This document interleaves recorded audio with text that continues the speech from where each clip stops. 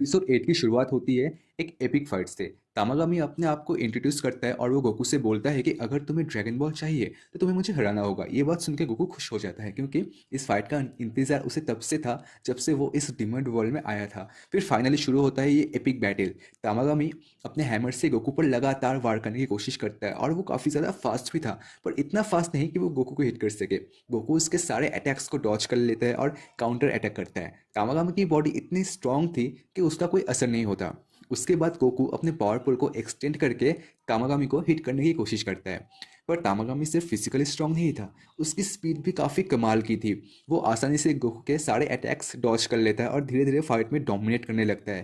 Goku समझ जाता है कि सिर्फ अकेले पावर से वो इसे नहीं हरा सकता, तो वो अपने दिमाग का भी यूज़ करता है और वो तामागामी के पैर पर अटैक करता है, जिसकी वजह से तामागामी का बैलेंस बिगड़ जाता है।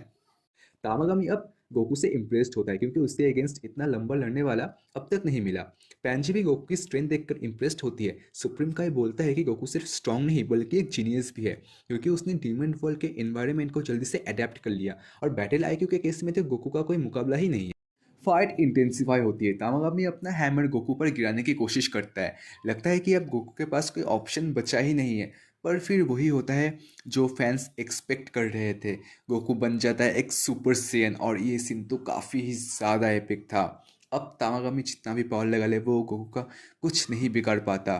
गोकू एक शॉट में उसका हैमर तोड़ देता है और तामागामी को सीरियसली फाइट करने के लिए चैलेंज करता है और तामागामी चैलेंज एक्सेप्ट करता है। तामागामी अपना पूरा एनर्जी इकट्ठी करके गोकू पर अटैक करने की कोशिश करता है और गोकू भी अपना आइकॉनिक कामेहामेहा टेक्निक का यूज़ करता है। दोनों के पार्ट्स टकरा जाते हैं और फिर गोकू का अटैक तामागामी के अटैक को ओवर पार कर देता है। तामागामी अब ऑफिशियली हार मान लेता है। तामागामी गोकू की स्ट्रेंथ और ऑनेस्टी की तारीफ करता है और ड्रैगन बॉल देने के लिए तैयार हो जाता है, पर वो उसे एक फाइनल चैलेंज देता है। गोकू को गेस करना होगा कि इन दोनों कप में से किस कप में ड्रैगन बॉल है, और तामागामी कप्स को शेफल करता है और उसकी स्पीड इतनी ज़्यादा होती है कि सुप्रीम काय तक देख नहीं पाता। पर गोकू का कीन ऑब्जर्वेशन की वजह से वो समझ जाता है कि ड्रैगन बॉल किस कप में है। लेकिन बाद में हमें पता लगता है कि ड्रैगन बॉल किसी कप में नहीं बल्कि हवा में थी। तामागामी इससे इम्प्रेस्ड हो जाता है और ड्रैगन बॉल गोकू को दे देता है और गोकू को बेस्ट ऑफ लक भी बोलता है।